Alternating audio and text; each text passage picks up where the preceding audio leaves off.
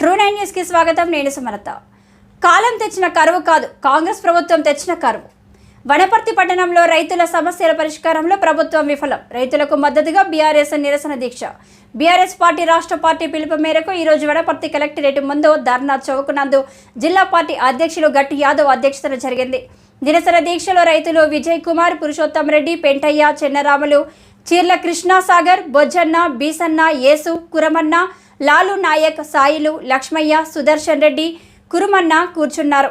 ఈ సమావేశంలో గట్టు యాదవ్, వాకిటి శ్రీధర్, రమేష్ గౌడ్, కురుమూర్తి యాదవ్, నందిమల్ల అశోక్, కర్రెస్వామి, రఘుపతిరెడ్డి, దేవర్ల నరసింహ గౌడ్ నాయక్ మాట్లాడుతూ రైతుల పంటలు ఎండిపోయి హరిగోస పడుతుంటే ముఖ్యమంత్రి, మంత్రులు ఐపీఎల్ క్రికెట్ మ్యాచ్ చూస్తూ రైతులను అవమానిస్తున్నారని అన్నారు.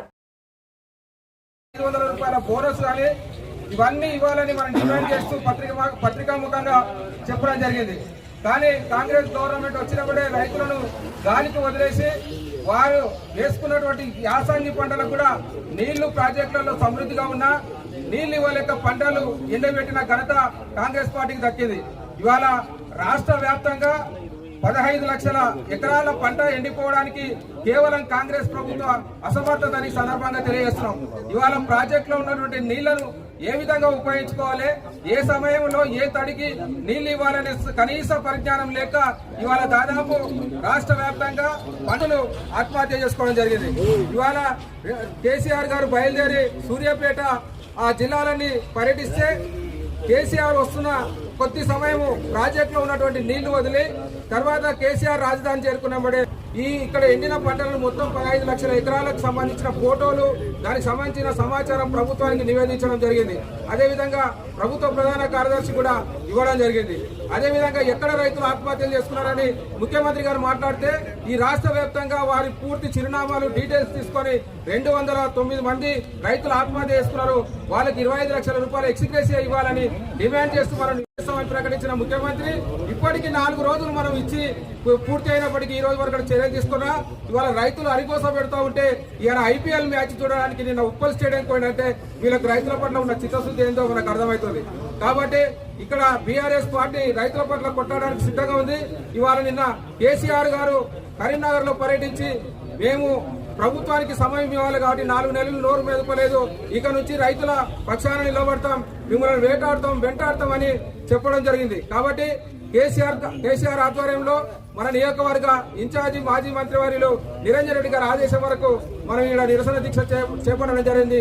ఈ నిరసన దీక్షకు వచ్చినటువంటి రైతులకు, ప్రజాప్రతినిధులకు, నాయకులందరూ కూడా మరొక్కసారి హృదయపూర్వక ధన్యవాదాలు తెలియజేస్తూ ఈ కార్యక్రమానికి జిల్లా పార్టీ అధ్యక్షులు గట్టి యాదవ్ గారు అధ్యక్షత వహించి నడిపించవలసిందిగా కోరుతా ఉన్నాను.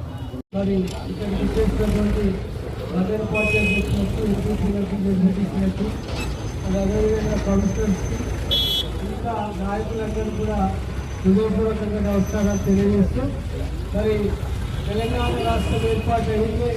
నీళ్లు, నిధులు, నియామకాల పేరుగా 14 ఏళ్ళు ఉద్యమం చేసి కొట్లాడి మరి కర్నూలు కోవల్లో దిగుతున్నటువంటి తెలంగాణ ప్రాంతం ఆంధ్రాకు ప్రాజెక్టులు అక్కడే నీళ్లు అక్కడే పంటలనే విధంగా ఉన్న పరిస్థితుల్లో ఆ రోజు కేసీఆర్ గారు తన పదవులకు త్యాగం చేసి తెలంగాణ రాష్ట్రం కోసం మరి ఆనాడు ఉన్నటువంటి ఆంధ్ర ప్రాంతపు నాయకులకు మెడల్ వచ్చి మరి ఢిల్లీని కూడా ఒప్పించి తెలంగాణ 2 ప్రాజెక్టుల నిర్మాణాలు చేపట్టి మరి రైతులకు కావాల్సినటువంటి కష్టాలను ఆయన స్వయంగా చూసినందుకే రైతు బంధువులు కూడా ఏర్పాటు చేసి ఎకరాకు 10,000 రూపాయలు ఇచ్చి రైతులకు ఉచితంగా కరెంట్ ఇచ్చి పెట్టుబడికి సాయం చేసి మరి రైతాంగాన్ని గొప్పగా మరి రైతులు ఖచ్చితంగా మరి ఆ పెరుగన్నం తిని అరుగుల మీద నిద్రపోవాలని చెప్పి కళ్ళగన్నటువంటి కేసీఆర్ మరి ఇలా మళ్ళీ కాంగ్రెస్ ప్రభుత్వం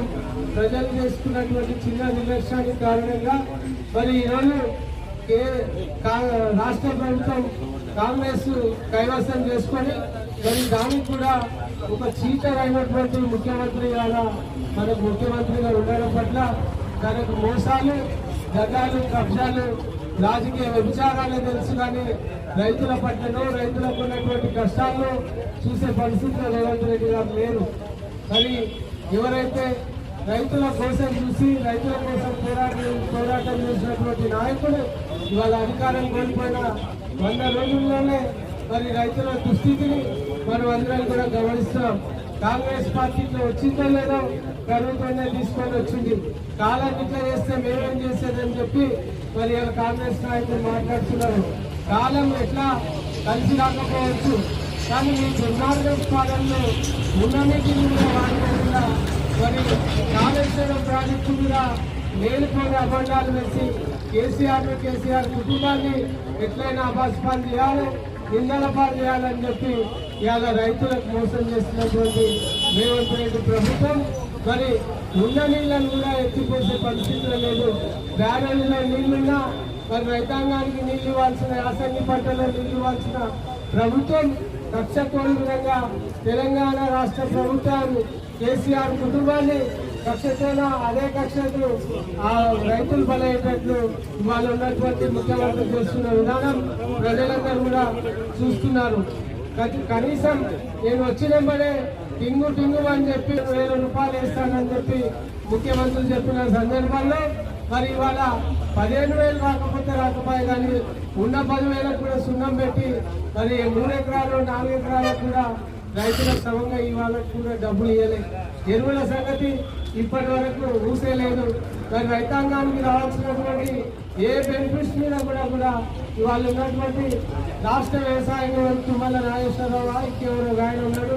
మరి ఆయన కూడా రైతుల పక్షాన ఒకనాడు కూడా మాట్లాడలేని పరిస్థితి ఉంది. మరి వాళ్ళ చూసి మళ్ళీ ప్రజలందరూ కూడా ఒక్కసారి నెమరేసుకుంటున్నారు. ఆయన పోయిన 120 రోజుల్లోనే మాకు ఇన్ని కష్టాలు వస్తాయనుకోలేదు. మరి ఇప్పుడున్న ప్రభుత్వం ఇది మొండి ప్రభుత్వమా, తొండి ప్రభుత్వమా, దీనికి బుద్ధి లేదా? మరి రైతులకు ఇప్పటికే ప్రాజెక్టులలో ఉన్న నీళ్ళనన్నా తోడు ఇప్పటికే యాసంగి పంటకి ఇచ్చి ఉంటే మరి రైతులు ఇంత నష్టపోయే పరిస్థితి లేదు. ఇవాళ ఎండిన పంటలకు మనం 20,000 రూపాయల చొప్పున మరి రైతులకు నష్టపరిహారం కట్టించాలని చెప్పి మనం చాలా వారం నుంచి కేసీఆర్ గారు డిమాండ్ చేస్తూ ప్రతి జిల్లాలో అడుగు పెట్టడం జరిగింది. కేసీఆర్ గారు అక్కడ నీళ్లు ఇవ్వడం జరుగుతుంది. మరి కేసీఆర్ తిరిగినమ్మడే ఎందుకు నీళ్ళు వస్తున్నాయి, మరి ఇన్ని రోజులు ఎందుకు ఇవ్వలేదంటే కేసీఆర్ బదలాలు చేయాలి, కేసీఆర్ మీద కుట్రలు చేయాలని చెప్పి మాత్రమే ఈ కాంగ్రెస్ పార్టీకి ఉంది. పాలన మీద ఎటువంటి అవగాహన లేదు, ప్రజల పట్ల ఎటువంటి ప్రేమ లేదు. ప్రజలకు జరగాలి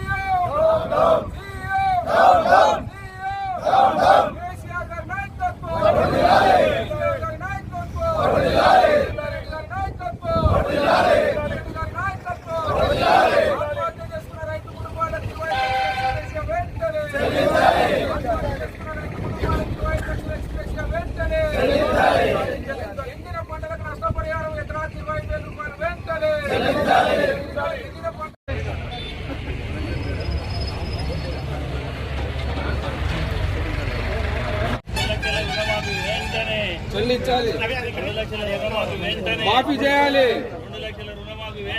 మాఫీ చేయాలి.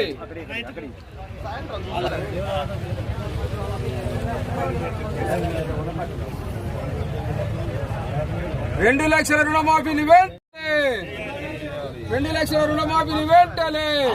ఎన్నికల్లో మాకు ఓటేయండి, మాకు ఓటేస్తానంటే మళ్ళా కేంద్రంలో రాహుల్ గాంధీ ప్రధాని అవుతాడు. రాహుల్ గాంధీ ప్రధాని అయితేనే మీకు మేము చెప్పిన పథకాలు ఇస్తామని చెప్పేసి చెప్పడం జరిగింది. అంటే తెలిసిపోయింది రాహుల్ గాంధీ ప్రధాని కాలేడు, మీరు ఈ పథకాలు అమలు చేయాలని చెప్పేసి చెప్పగానే చెబుతున్నారు. మరి ఇకనైనా మేల్కొని రైతుల పట్ల కరుణ చూపి రైతుల పట్ల ప్రేమ చూపండి. రైతు లేనిదే రాజ్యం లేదు. రైతు చేసిన దేశం మరి బాగుపడలేదు. రైతు చేసిన రాష్ట్రం దివాలా తీస్తుంది. కనుక ఇప్పటికైనా రైతును రాజ్యం చేసే దిశగా బీఆర్ఎస్ ప్రభుత్వం ఉంటే రైతును దివాలా చేసే దిశగా ఈరోజు కాంగ్రెస్ ప్రభుత్వం ఉంది. మరి ఇవన్నీ కల్లబొల్లి మాటలు నమ్మి మిమ్మల్ని నమ్మిండ్రు, మీకు ఓటేసిండ్రు. మరి వేసిన పాపానికి ఈరోజు జనాలు అది కొద్ది కాలంలోనే శిక్ష అనుభవిస్తున్నారు. మరి ఇటువంటి శిక్షలు మరి రాబోయే కాలంలో ఓటుతోనే సమాధానం చెప్పాలని చెప్పేసి రైతు సోదరులందరికీ విజ్ఞప్తి చేస్తున్నాం. మరి రాబోయే కాలంలో రైతులకు 15,000 ఎకరాకు మరి 15,000 పెట్టుబడి ఇస్తున్నావు. రైతులకు మినిమం సపోర్ట్ ప్రైస్ అంటే 2,200 కాక మళ్ళీ 500 బోనస్ ఇస్తున్నావు. మరి మొత్తం ఈ పంట కొనుగోలులోనే లెక్క చేసి ఒకటేసారి 2,700 రూపాయల క్వింటాలకు తయారు ఇచ్చే విధంగా వినోద ప్రభుత్వం ఏర్పాటు చేయాలని చెప్పేసి బీఆర్ఎస్ పార్టీ తరఫున డిమాండ్ చేస్తూ మరి ఈ అవకాశం కల్పించిన ఎకరాల పంట ఎండిపోవడం జరిగింది. దీనికి నిదర్శనంగా రైతులు పంటలను స్వచ్ఛందంగా వారి పంటలను వారే మంట పెట్టి అంటుపెట్టుకునేటటువంటి పరిస్థితిని ఈ కాంగ్రెస్ ప్రభుత్వం తాపురిచిందంటే ఎంత ఘోరంగా ఈ రాష్ట్రాన్ని పరిపాలిస్తుందో మనం అర్థం చేసుకోవచ్చు. ఖబర్దార్ కాంగ్రెస్ ప్రభుత్వం. ఈ సందర్భంగా రైతాంగం అంతా కూడా మిమ్మల్ని తరిమి కొట్టే అవకాశం మునుముందు ఉన్నది. ఇకనైనా మేల్కొనండి. రైతాంగ సమస్యలపైన వెంటనే స్పందించి మీరు ఎలక్షన్లో ఇచ్చినటువంటి వాగ్దానాలను 2 లక్షల రుణమాఫీని, 500 బోనస్ను, 16,000 ప్రకటించి రైతులను ఆదుకోకపోతే రైతాంగం అంతా కూడా రోడ్డుపైకి వచ్చి మిమ్మల్ని ఏ నియోజకవర్గంలో, ఏ మండలాల్లో, ఏ మున్సిపాలిటీలో మీ నాయకులను కానీ మీ నాయకత్వాన్ని కానీ తిరగనియకుండా అడ్డుపడతారనే విషయాన్ని మీరు గ్రహించకపోతే రానున్న కాలంలో ఈ రాష్ట్రం మొత్తం అట్టుడికే విధంగా ప్రపంచం సృష్టించి టీఆర్ఎస్ ఆధ్వర్యంలో అనేక ఆందోళన కార్యక్రమాలు చేసి రాష్ట్రం అట్టుడికించైనా సరే రైతాంగాన్ని కాపాడుకుంటామని భారత రాష్ట్ర సమితి తరఫున రైతాంగానికి హామీ ఇస్తూ, రైతాంగ మిత్రులారా మీరు ఎవరు ఆధార్య పడకుండా ఆత్మహత్యలను ఉరిగొల్పకుండా మీరు ధైర్యంగా ఉండండి. కేసీఆర్ గారు మీకు వెన్నంటి ఉంటారు. రాష్ట్ర వ్యవసాయ శాఖ మాజీ మంత్రి గారు నిరంజన్ రెడ్డి గారు మీకు వెన్నంటి ఉంటారు. టీఆర్ఎస్ శ్రేణులందరూ కూడా మీకు వెన్నంటి ఉంటారని ఈ సందర్భంగా